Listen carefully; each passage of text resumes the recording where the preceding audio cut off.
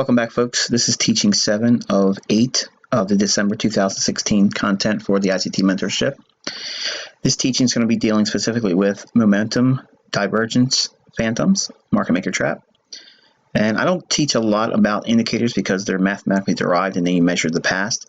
As a new trader, I used them a lot and had a lot of false hope placed on them. I like looking at them at certain points in price action because I can see where I used to think price would go relative to a indicator, and I can tell you now it's a completely different paradigm shift. That when we see price action indicating that it wants to go higher, not looking at the indicator, many times the indicator is going to tell you it's probably stopping now, or it's petering out, it's making its reversal, or it's running out of momentum, if you will. The idea is the indicator is going to drive price. As a retail trader, that's what we think, and it's not the case. The indicators don't have any reflection whatsoever about what the market's going to do next. Price has no awareness of our indicators, but we can reverse engineer that thought process and use that market efficiency paradigm I've been teaching since the beginning of this mentorship, where we look at how liquidity can be either engineered or neutralized, and whether they're willing or unwilling participants, the market makers can draw traders into the marketplace or take them out of the marketplace. And by unseating them, they can assume their position or put them in on the wrong side by engineering liquidity runs and then take the market the opposite direction. In this case, what we're looking at here, this is the US CAD, this is a 1 hour chart. And I have the chart trained in on the November 10th and 11th. And we're looking at how the market made a slightly higher high here than here, while momentum was already posting a potential bearish divergence. Now, when we talk about divergence, there's two types of divergence. There's type 1 divergence, which is your classic higher high, but not seeing a higher high in the momentum. Okay, so that's type 1 bearish divergence. A bullish divergence would be the opposite, where we see a lower low in price, but a failure to go lower in the stochastic or whatever momentum indicator you use. That would be a type 1 bullish divergence. In trend trading or momentum trading, there's called a type 2 trend following, and it's commonly referred to as hidden divergence. And it's been never really associated to who discovered it, but Nick Van Nice, he was the guy that released it to the trading community at large. George Lane gets a lot of credit, and falsely, I might add. He was not the creator of stochastic. He's not the the inventor, if you will, of divergence. But nonetheless, it's one of those pet peeves of mine. I hate when I talk about this. I always got to bring it up because it's just like a stick in my craw. I can't stand it, so I have to keep reminding the folks that are in trading. If they talk about divergence, they probably should be thanking a guy that they'll probably never even meet, but his name is Nick Van Nice. And it's a trend following divergence, where if you have a higher low, but the stochastic cycles down, makes a lower low, that's trend following in nature, and it usually gives us a really good momentum entry for bullish markets. Now, I'm not teaching entries with stochastics or any momentum indicator here, but I am going to teach you how to use a means of sentiment, or how retail-minded traders are going to think about price. I like these ideas because when we read the books, when we get into trading, we get all these indicator-based books and textbooks and courses and CDs and mentors and everybody else in their disciplines. Okay, and believe me, I went through all this myself. So it's not like I completely, walk on water. I never had those issues before in the past. I came up through all that stuff. But the indicators teach us, and they try to promote this idea that indicator-based trading is the way to go. So therefore, there shouldn't be no thought process involved at all about studying price. Just study if the indicator is overbought, if it's oversold, if it's diverging bearishly or bullishly, and that's it. So you have 4 conditions there. Are we overbought or are we oversold? And if we are overbought, is it diverging bearishly? Or if we're oversold, are we diverging bullishly? And if it were that easy, then everybody would be making money. The problem is there's some things you have to look at to determine if the market is in fact bullish or if it's bearish. And here's one for you. There's a 5th condition. Is there really a time to be trading? Because there's some time there isn't. Markets will stay in consolidation, and you just don't want to be doing much of anything. So if we're looking at an example here, okay, where price makes a higher high like this, okay, forgetting what's over here, like a retail trader like I did, I just looked at, okay, well, now we're making a higher high here. So naturally, I'm just looking at any time when the indicator was failing to make a higher high. That's how I started in the business, folks. In 1992, I'm looking at charts, and this is what I'm looking at, a bearish divergence. Okay, so I would be looking to go short there in 1992 and 1993. But understanding what I know now, there's liquidity above this high. They're not going to keep price this close, okay, and not run that high. So there's buy stops above there. So if I see bearish divergence in here and it's qualified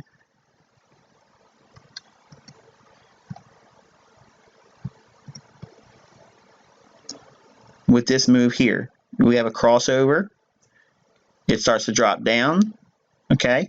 But look what we have. We have a down candle here. We have equal lows in here.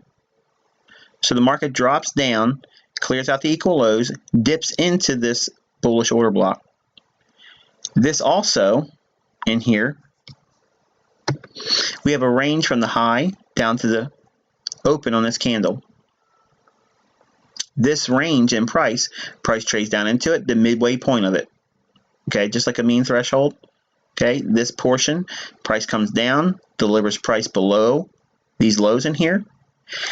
Momentum indicator folks are going to say, okay, well, this is a solid bearish divergence, so we're going to be expecting lower prices.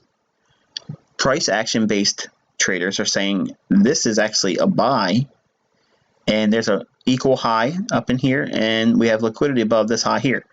We're too close to these levels up here not to run them.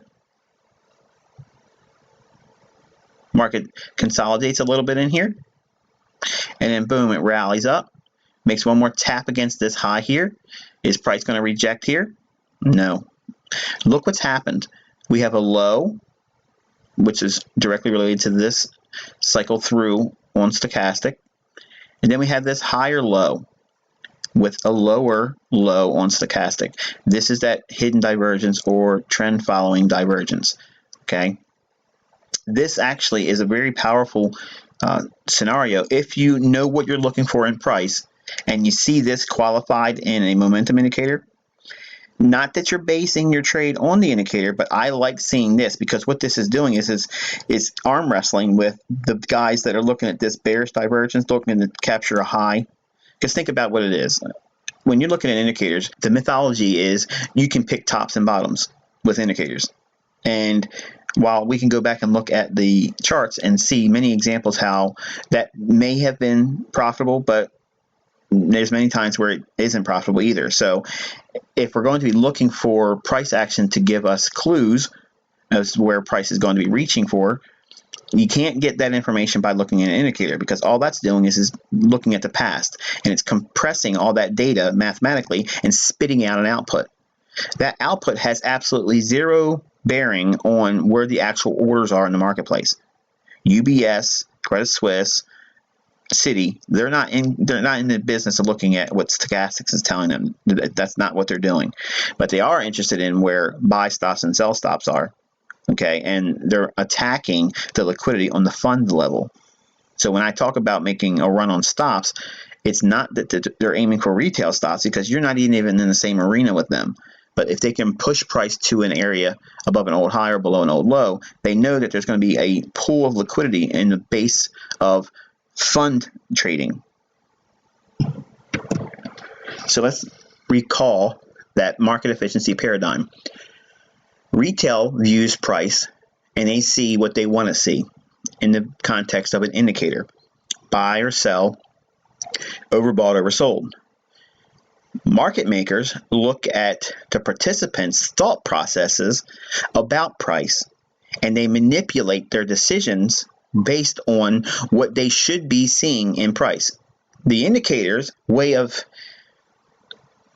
engineering a thought process behind a trader, it's almost like remote control in many instances. And funds, they trade with a trend following nature. They're long-term momentum trend followers. But those long-term trend following systems that they use can be targeted, and usually it's in consolidations, or sometimes if it's at a high where they're making a top in the marketplace, those funds that are aggressive and they try to sell short, they make one more pass up there and knock out those individuals. The smarter fund traders will go back in again, but you know what it's like sometimes when you get knocked out of a trade, the wind is taken out of your sails. You don't want to do it again. You're afraid. But when we look at divergence in here, okay, there's two camps. Those that see that higher high here and the subsequent movement lower, which would confirm in any retail trader's mind that they did capture a top, because that's what they're thinking. Okay, bearish divergence, they're looking for tops. Bullish divergence, they're looking for bottoms. You ask any trader that sees that, they're not looking at qualified entries and qualified exits and specific targets. What they're looking for is get me in at the low and I'll figure out where I'm going to get out later on. And believe me, I've done that same thing. When we look at price now, we see that, yes, they're going to see that as a bearish divergence. They're going to want to sell short. And we expect that same measure of retracement lower as well. But we want to see it come back down and hit this order block and wipe out this stops over here. Why would they want to come down below these lows in here? To gather up all the sell stops. Why? Because they're willing sellers down there. Why would they want to go down there? Because they want to pick up those orders that liquidity is offering so they can buy them. So price quickly reprices, and now we would make a run above this high here. Why? Because this is the real divergence, okay, or the new cycle low on the stochastic. Notice it's not oversold. It's not needed to be oversold. What we're doing is we're watching the momentum shift back down just to get the sell stops. Then they make a run for where the market really wants to be reaching for, the orders, not what this little indicator divergence is indicating here. So we're seeing retail view this as a higher high in price with a lower high in stochastics, which is what every textbook shows. That's a type 1 bearish divergence or a sell signal. Okay, you might have saw 30 pips or so in your favor, but you're not going to hold for just that. You're going to hold forever. You're going to look to see it go lower and lower and lower. You know what it's like to be, a new trader and looking at all this stuff. It's the same stuff you did just as well as I did.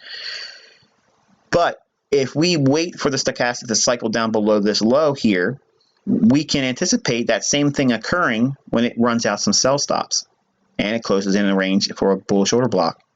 Then we can expect price to snap back higher and take out this whole assumption that it's a bearish divergence in the marketplace. Again, price has no awareness of the divergence, but markets have an uncanny ability to be aware of the thought processes that are in all the traders because of their orders, because of their trading, because of their leverage, because of what they're doing in the marketplace, the excitement around specific levels. So when we see this, we anticipate price moving higher, not on the basis of bullish divergence that you would see classically with a lower low and a higher low in the momentum indicator. What we're actually seeing is a higher low relative to this low and here, this being higher low, but the momentum actually is cycled lower. Again, that's type 2 hidden divergence, bullish. It's trend following in nature, and we can expect to see price drop above this high here. And price does in fact that. So you can see price gave a nice opportunity here, and those individuals that looked for this bearish divergence were left holding the bag. Okay, folks, we're looking at the dollar Swiss. This is an hourly chart. Okay, we're looking at another scenario where the price has made a nice rally higher, and we're looking at what we would potentially see as a type 1 bearish divergence. Now, again, retail traders are going to see that as well. We're making a higher high in price. So if price is making a higher high here, we're not seeing that same thing reflected here. So stochastic has crossed down, and now we have a signal confirming lower prices. So what we do as price action based traders, we anticipate seeing some measure of consolidation to retracement, and we watch this low back here on the stochastic, which is relative to this low here. What we're not seeing in our expectation is the move below that low. We're not expecting that. But retail is expecting that. They expect this to be a top and price trading all the way down to what would be seen as what? Classic support. They're looking over here at this low and maybe even a low back here. So in retail mindset, they're doing this. This is what's all over their charts. They're looking for a move down into this low, and they're looking for a move down into this low, because that's what classic support and resistance tells us from the textbooks. This is what classic divergence tells us. They're going to catch a top. So the market's making higher high in here. From this high to here, we made higher high. It's not happening here in the stochastics. So if it's not happening in stochastics, it has to be indicating that it's going to go lower. So they're looking for price to trade all the way down to this level here. And that might be their first target. And then here's their second target, because that's support and resistance. What we see is this is the last down candle prior to this up move. So inside this range in here, in this wick, we expect price to trade down into that. Now the question is going to be, Michael, do I use the high or do I use the body? You use the body. Why? Because of the condition that's here. We have a wick, and price has already traded several times through here. But we've only traded up from this point here. So this down close, we only had an up close, an up close, an up close. So we're going to be looking for price to trade down and deliver on the sell side of the liquidity on this candle's range. So what I'm saying is we're going to look at this candle here, encapsulate that whole little wick down into the open. Okay. And we're expecting price to, yes, cycle down and go lower, but not to go below the middle of that body of that candle. So for a move down into 96.45 to 96.40 as a low end is expected. It's reasonable, but we do not expect that low to be violated. That same reference point down here in the stochastic is here. We expect the stochastic to trade lower than this low in the indicator, but not show it in price. We expect price to trade higher. Why? Why would I expect that to unfold? We have all this up here, all sell side liquidity offered, so we would be expecting price to be delivered on a move higher to close in that range. So we're looking for a difference in direction, and we're just going to use this old low. So we're going to use support and resistance ideas, but we're going to be diametrically opposed to what retail mindset's going to be. So we're looking up here after it drops down to here. So we're doing two things. We're bringing prognostication, we're forecasting, and we still have targeting. So we know what we're looking for entry. We are expecting, anticipating that market event to take place. We're going to go long around 96.45 with an exit around 97.08. Retail's thinking this is a top. It's selling off. It's going to break this low. And it's going to make the low attempt to retest here and maybe even run down to here based on just an indicator. What we're looking for is, yes, the stochastic is going to drop down, as price should drop down, but the stochastic is going to drop below this low in the indicator. But it won't go below this low here because the institutional order flow is supporting higher prices, and they're going to want to close this range in. Okay, now watch what happens.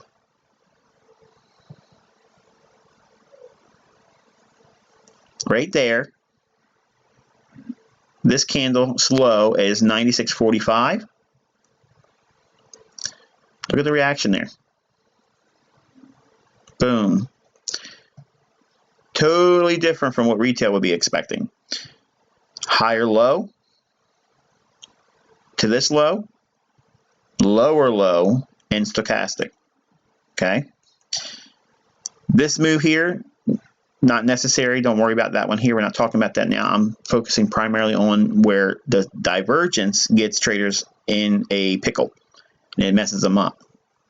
In this case, we were looking for liquidity on the upside. Okay, and all I did was use a simple low back here. And if we use order block theory, that puts you up to here. And then you have equal highs up here as well. So 97.60, and then you have 97.28. And price blows through both of those. Okay. So that's an example of a few divergence phantoms where folks, like I did when I was a new trader, you go in, you're looking for scenarios to anticipate specific things to unfold, and the opposite happens. This move down here dips into this order block right here, clearing another area of sell stops, and then rallying. Ultimately, another bearish divergence here with a higher high. Is that a bullish move? I'm sorry, is that a bearish move? Is that a bearish move expected in here? Well, if you looked at the retail mindset, you have a bearish divergence. We're going to be expecting this low to not be violated, but the low on the stochastics will be. There you go, one more time. Type 2 trend following. Lower low on the stochastics with a higher low in price. Continuation on the upside. Another bearish divergence. This is probably the top now. It's got to eventually happen. Here's your bearish divergence. Okay. What happens? Price doesn't make a sell off as this goes higher, and it ultimately punches one more time up, and then it gives off a sell. So please don't think that indicators are going to be the answer. If you're learning what I'm teaching and you're getting still inspired to pull up indicators, only pull them up with this basis in mind. Only draw a contrasting view, and it'll give you what the retail minds are thinking. And if you can do that and also see reasons behind the scenes why institutional order flow is going to suggest the opposite occurring, chances are you probably got a good deal. Until next time, I wish you good luck and good trading.